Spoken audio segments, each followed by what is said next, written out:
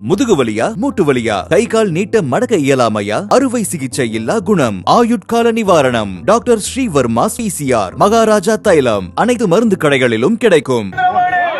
மாணவர்களை முட்டாளாக்கும் திமுக மாணவர்களை முட்டாளாக்கும் திமுக மாணவர்களை முட்டாளாக்கும் திமுக நரேந்திர மோடி கர்ம வீரர் நரேந்திர மோடி கொடுத்த கல்வி மும்மொழி கல்வி நரேந்திர மோடி மும்மொழி கொள்கை நாயகன் நரேந்திர மோடி மன்னன் மோடி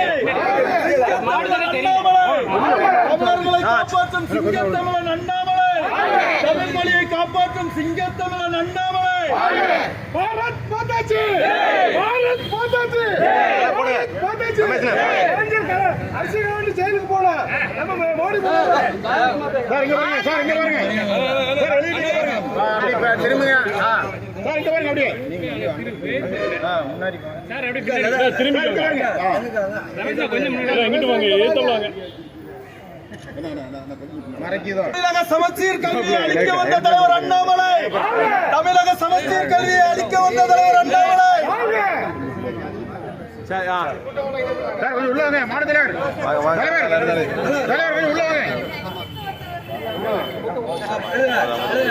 வாங்க இந்த பாருங்க தமிழ் வாழ்க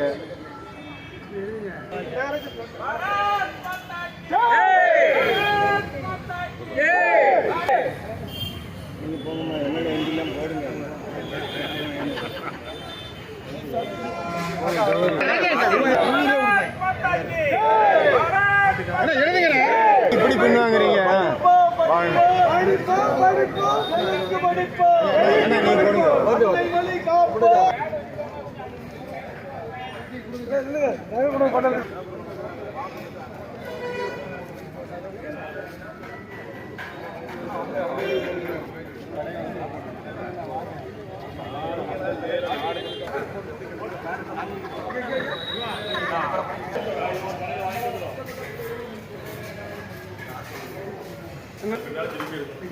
நீங்களும் கையில் போடுற மாதிரி இருக்கு கையில் போடுற மாதிரி இருந்துச்சு சார் ஒரு நிமிஷம் சார் சார்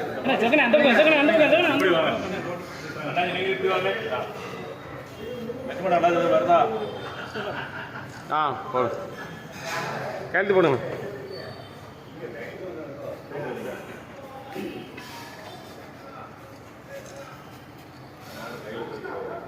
சுரேஷ் வாங்க சுரேஷ் வாரியா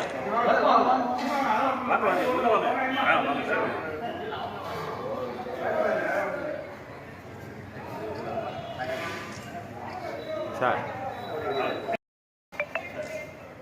சார் ரொம்ப ஆர்வமா இருக்கு இந்த டீ பாதுகாப்பு பின்னாடி இருக்கணும் அப்படியா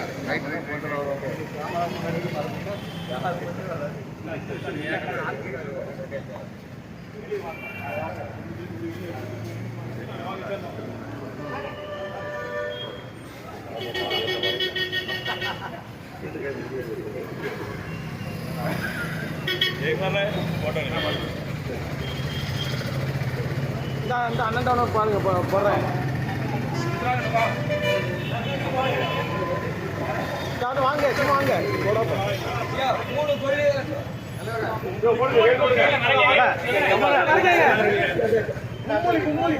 அவங்க எந்திரிச்சு போடுங்க எந்திரிச்சு போடுங்க அனைத்து மொழிகளும் அனைத்து மொழி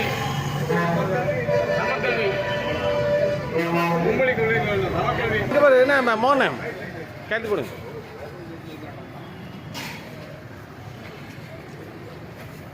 சார்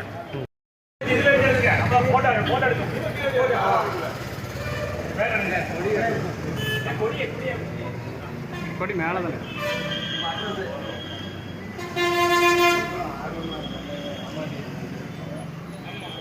ஃபோன் நம்பர் அவ்வளோதான் ஃபோன் நம்பர் கையெழுத்து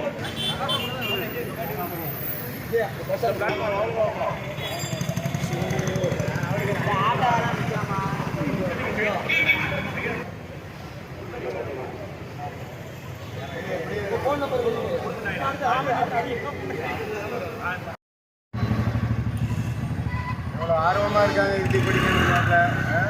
இதெல்லாம் அவன்கிட்ட நீங்கள் சொல்லக்கூடாதா சார்? கேளுங்க. ஒரு அரசியல் தலைவருடைய குழந்தைகளாவது பேர குழந்தைகளாவது இருக்கிறாங்கன்னு கேட்டு சொல்லி கேட்கிறோம். யாரும் படிக்க வைக்கல.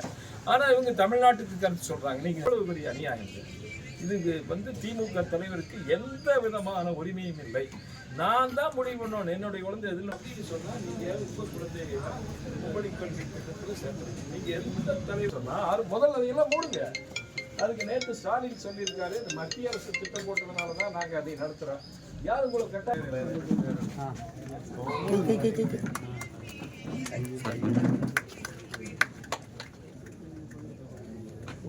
ஒருங்கிணைப்பாளர் பேசிட்டு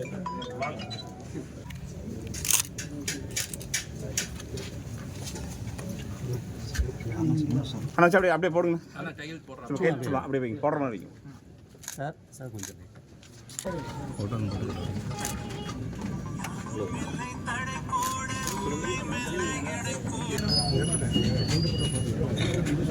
நான் போகாதண்ணா.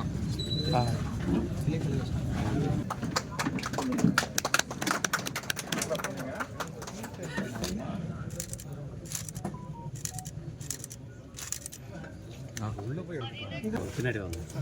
ஒரு நிமிஷம்.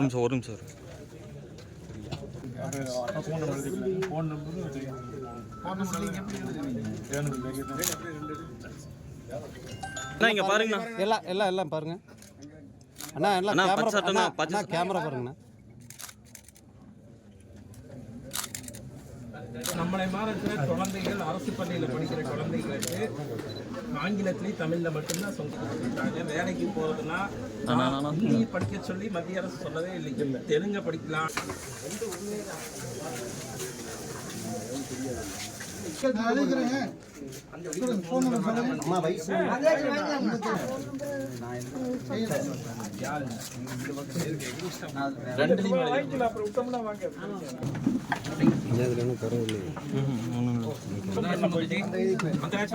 மாவட்ட நிர்வாகிகள் மண்டல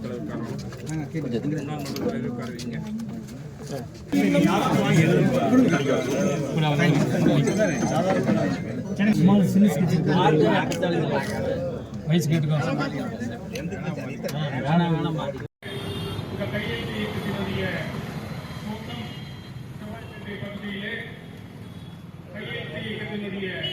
பொறுப்பாளர் முன்னாள் மாவட்ட தலைவர் சுரேஷ் பாபு அவர்கள்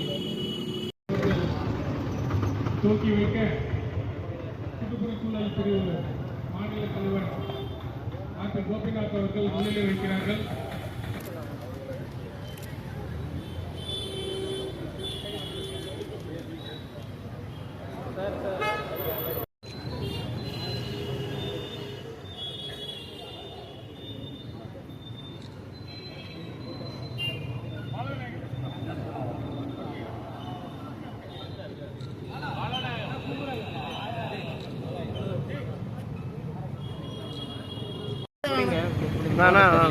போர்டு ஒரு போர்டு தெரியுதுங்க. அங்க பாருங்க, அங்க பாருங்க. சத்தினா அங்க பாருங்க. சத்தினா என்னன்னா இப்படி பண்ற போனா நான் அங்க பாருங்க, இங்க பாருங்க.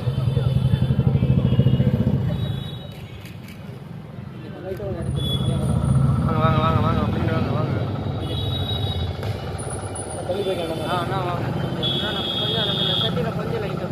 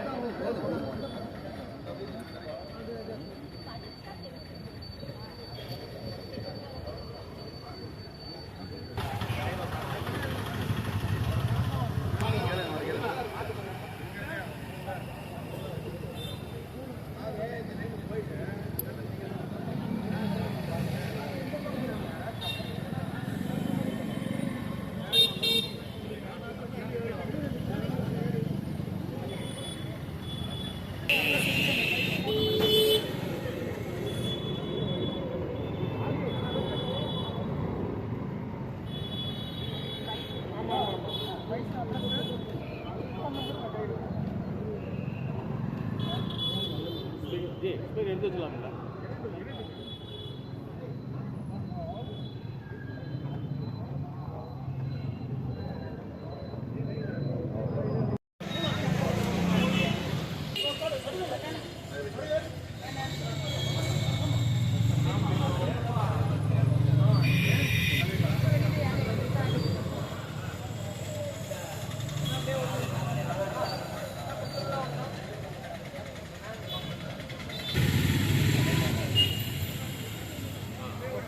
கை உள்ள தலைவா, வெளிவா தலைவா.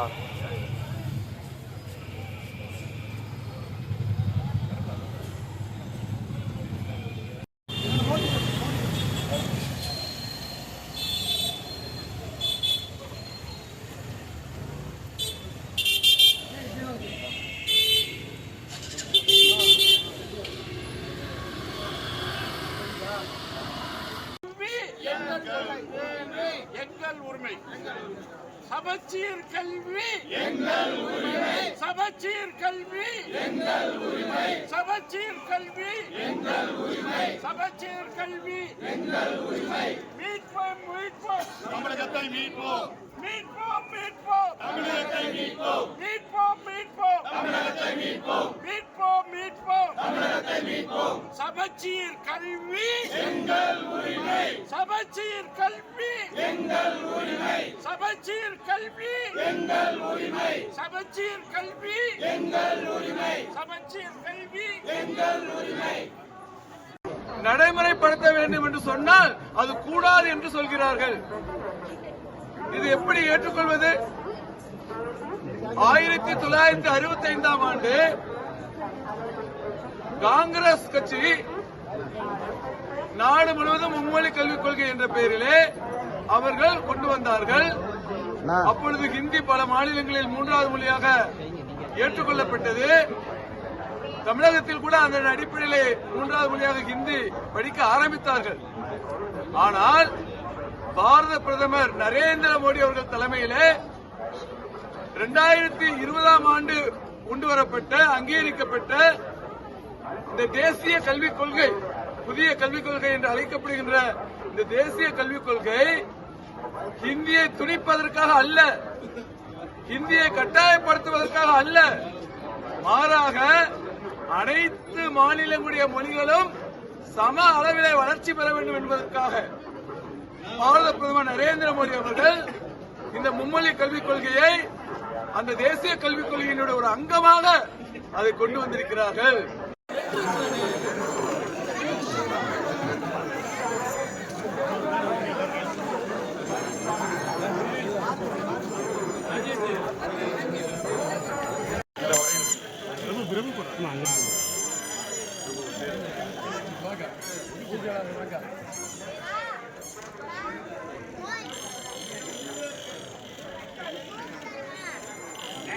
வணக்கம். நேற்றைய தினம் தமிழகத்தில் பாரதிய ஜனதா கட்சி சார்பாக எங்களுடைய மூத்த தலைவர்கள், எங்களுடைய மாநில தலைவர் திரு அண்ணாமலை அவர்கள் தலைமையில் சென்னையில் தமிழக அரசினுடைய பொய்யான பிரச்சாரத்தை மக்கள் மத்தியிலே கொண்டு செல்வதற்காக தமிழகத்திலே பாரதிய ஜனதா கட்சி உருவாக்கி இருக்கின்ற மும்மொழி கல்விக் கொள்கைக்கான ஒரு ஆதரவான சூழ்நிலையை மூடி மறைப்பதற்காக நேற்றைய தினம் நம்முடைய மதிப்புமிக்க முதல்வர் ஸ்டாலின் அவர்கள் தொகுதி வரையறை மூலமாக தமிழகம் வஞ்சிக்கப்படுகிறது என்ற ஒரு பொய்யான ஒரு தகவலை தமிழக மத்தியிலே சொல்லி 45 கட்சிகளுடைய ஒரு கூட்டத்தை நடத்தி இருக்கிறார்கள். இதற்கு இணையாக இந்த பொய்யான தோற்றத்தை தமிழகத்தில் மக்கள் மத்தியிலே கொண்டு செல்வதற்காக 1 கோடி மக்களிடம் மும்மொழி கல்விக் கொள்கையை ஆதரித்து, தேசிய கல்விக் கொள்கையை ஆதரித்து தமிழகத்திலே பல ஆண்டு காலமாக வஞ்சிக்கப்பட்டு இருக்கின்ற தமிழக அரசு பள்ளி மாணவர்களுக்கு, கிராமப்புற மாணவர்களுக்கு நியாயம் கேட்டு, நீதி கேட்டு இந்த 1 கோடி கையெழுத்து இயக்கத்தை நேற்றைக்கு எங்களுடைய மாநில தலைவர் அண்ணாமலை ஐபிஎஸ் அவர்கள் சென்னையிலே துவக்கி வைத்திருக்கிறார்கள். அவருடைய உத்தரவுக்கு இணங்க, வேண்டுகோளுக்கு இணங்க இன்றைய தினம் பாரதிய ஜனதா கட்சியின் மூத்த தலைவர்கள் இதே நேரத்தில் இன்றைய மாலைக்குள் கட்சியினுடைய 67 மாவட்டங்களுடைய தலைநகரங்களிலே இந்த 1 கோடி கையெழுத்து இயக்கத்தை ஆதரித்து இன்றைக்கு அந்த இயக்கத்தை துவக்கி வைக்கிறார்கள். ஏற்கனவே கடந்த நேற்று மாலை முதல் இன்று வரை இப்பொழுது 3 லட்சத்துக்கும் மேற்பட்ட கையெழுத்து ஆதரவாக கையெழுத்திடப்பட்டிருக்கிறது. எங்களுடைய இலக்கு 1 கோடி என்று சொன்னால் கூட நிச்சயமாக மக்களுடைய ஆதரவை பார்க்கும் பொழுது 2 கோடிக்கு மேல் இந்த கையெழுத்து ஆதரவு இருக்கும் என்பது எங்களுடைய நம்பிக்கை. ஏன் இந்த கையெழுத்து இயக்கம்? 2020ஆம் ஆண்டு பாரத பிரதமர் நரேந்திர மோடி அவர்கள் 34 ஆண்டுகளுக்கு பின்பாக இந்த தேசத்திற்கு எப்படிப்பட்ட கல்வி முறை வேண்டும் என்பதை ஆராய்வதற்காக முன்னாள் ஜனாதிபதி ராம்நாத் கோயங்கா அவர்களுடைய தலைமையிலே ஒரு உயர்மட்ட குழு அமைத்து 2 ஆண்டுகள் நாடு முழுக்க பயணம் செய்து கல்வி நிலையங்களுக்கு பயணம் செய்து கல்வியாளர்களை சந்தித்து வியாபாரிகளை சந்தித்து வணிகர்களை சந்தித்து பொதுமக்களை சந்தித்து கருத்துக்களை எடுத்து ஒருங்கிணைத்து தேசிய கல்வியை முன்மொழிந்தார்கள். அதை 2020ஆம் ஆண்டு பிரதமர் நரேந்திர மோடி அவர்கள் அமைச்சரவையுடைய ஒப்புதலை பெற்று நடைமுறைப்படுத்தி இருக்கிறார்கள். அதை நாங்களும் தமிழகத்திலே நடைமுறைப்படுத்துவோம் என்று சொன்ன தமிழக அரசாங்கம், அதற்காக 2 முறை நிதி பெற்றுக்கொண்ட தமிழக அரசாங்கம் இன்று வரைக்கும் அந்த தேசிய கல்விக் கொள்கையிலே சொல்லப்பட்ட விஷயங்களுக்கு நடைமுறைகளை தமிழகத்திலே நடைமுறைப்படுத்த மறுக்கிறார்கள். குறிப்பாக மும்மொழி கல்விக் கொள்கை அவர்கள் நடத்துகின்ற பள்ளிகளிலே, சிபிஎஸ்இ பள்ளிகளிலே, அவர்கள் நடத்துகின்ற இதர தனியார் பள்ளிகளிலே மும்மொழி கல்விக் கொள்கை அவர்களே நடைமுறைப்படுத்துகிறார்கள். அங்கே அவர்கள் நடைமுறைப்படுத்துகின்ற அதே கல்வியைத்தான் தேசிய கல்விக் கொள்கையின் அடிப்படையில் அரசு பள்ளிகளில், அரசு நிதி பெறுகின்ற பள்ளிகளில், கிராமப்புற மாணவர்கள் படிக்கின்ற பள்ளிகளில் ஏன் நடைமுறைப்படுத்த தயங்குகிறீர்கள், மறுக்கிறீர்கள் என்பதுதான் பாஜக எழுப்புகின்ற கேள்வி. அதற்கு அவர்கள் என்ன பதில் சொல்கிறார்கள்? இல்லை இல்லை, நீங்கள் மும்மொழி கல்விக் கொள்கையின் மூலமாக ஹிந்தியை திணிக்க பார்க்கிறீர்கள் என்று சொல்கிறார்கள். நான் கேட்கிறேன் முதல்வர் அவர்களுக்கு, நீங்கள் எங்காவது இந்த மும்மொழி கல்விக் கொள்கையில், தேசிய கல்விக் கொள்கையில் ஹிந்தியை திணிக்கிறோம் என்பதை நீங்கள் நிரூபித்தீர்கள் என்று சொன்னால் நாங்கள் உங்கள் குற்றச்சாட்டை ஏற்றுக்கொள்கின்றோம். அதற்காக நாங்கள் 1 கோடி ரூபாய் பண பரிசு கூட வழங்க ரெடியாக இருக்கிறோம். அப்படி எந்த இடத்துலையுமே ஹிந்தி திணிப்பு என்பது அறவே இல்லை. 1965 காங்கிரஸ் அரசாங்கம் புதிய கல்விக் கொள்கையை கொண்டு வந்தாங்க. அப்போ வேணால் நீங்கள் சொல்லலாம் ஹிந்தி திணிப்பு இருக்குது என்று. ஆனால் பிரதமர் அவர்கள் கொண்டு வந்த இந்த புதிய தேசிய கல்விக் கொள்கையில் எந்த இடத்திலும் ஹிந்தி திணிப்பு என்பது கிடையவே கிடையாது. தமிழ் தாய்மொழி கல்வியை நாங்கள் தான் வலியுறுத்தியிருக்கிறோம். அடிப்படை கல்வி, ஆரம்ப கல்வி 100% தாய்மொழி அன்னை தமிழ் மொழியில் தான் இருக்கணும் என்பதுதான் இந்த மும்மொழி கல்வியுடைய முக்கியமான சாரம்சம். 2வது கல்வி ஆங்கில கல்வி, 2வது மொழி ஆங்கில மொழி. 3வது மொழி இந்தியாவில் இருக்கக்கூடிய எந்த மொழியை கூட நாம் மாணவர்கள் அவர்களுடைய விருப்பத்தின் அடிப்படையில் திணிக்கக்கூடாது, அவங்களோட திணிக்கக்கூடாது. அவருடைய விருப்பத்தின் அடிப்படையில் அவர்கள் தேர்ந்தெடுத்துக் கொள்ளலாம். அல்லது உலக அளவில் இருக்கக்கூடிய எந்த மொழியாவது அவர்கள் தேர்ந்தெடுத்துக் கொள்ளலாம் என்றுதான் சொல்லப்பட்டிருக்கிறது. ஹிந்தி தான் தேர்ந்தெடுக்க வேண்டும் என்று எங்கேயும் குறிப்பிடவில்லை. அந்த வரிசையில் மாணவர்கள் தெலுங்கை தேர்ந்தெடுக்கலாம், கன்னடத்தை தேர்ந்தெடுக்கலாம், மலையாளத்தை தேர்ந்தெடுக்கலாம், மராத்தியை தேர்ந்தெடுக்கலாம், குஜராத்தியை தேர்ந்தெடுக்கலாம், ஒடிஷி மொழியை தேர்ந்தெடுக்கலாம், ஹிந்தியும் தேர்ந்தெடுக்கலாம். அப்படிதான் சொல்லப்பட்டிருக்கு. ஆகவே இன்றைக்கு தமிழகத்தில் 50% மாணவர்கள் ஏற்கனவே மும்மொழி கல்வியை படித்துக் கொண்டிருக்கிறார்கள். இன்னொரு 50% அரசு பள்ளிகளை படிக்கின்ற மாணவர்கள் மும்மொழி கொள்கையை படிக்காமல் 2 மொழி கொள்கையை படித்ததனால் அவர்களுக்கு சமநீதி கிடைக்கவில்லை, சம உரிமை கிடைக்கவில்லை. அவருடைய வேலை வாய்ப்பு பறிக்கப்படுகிறது, அவருடைய வளர்ச்சி தடுக்கப்படுகிறது. புதிய உலகளாவிய போட்டியிலே அவர்கள் பங்கேற்க முடியாத நிலையை தமிழக அரசு, தமிழக முதல்வர், குறிப்பாக அவருடைய கூட்டணி கட்சிகள் மறுக்கிறார்கள் என்பதுதான் பாரதிய ஜனதா கட்சியினுடைய குற்றச்சாட்டு. இதை முன்வைத்துதான், இந்த அடிப்படையில் தான் நாங்கள் ஒரு புதிய வார்த்தையை பயன்படுத்துகின்றோம். சமக்கல்வி, அனைவருடைய சம உரிமை, அனைத்து பள்ளிகளிலும் ஒரே மாதிரியான கல்வியை நீங்கள் கொண்டு வர வேண்டும்.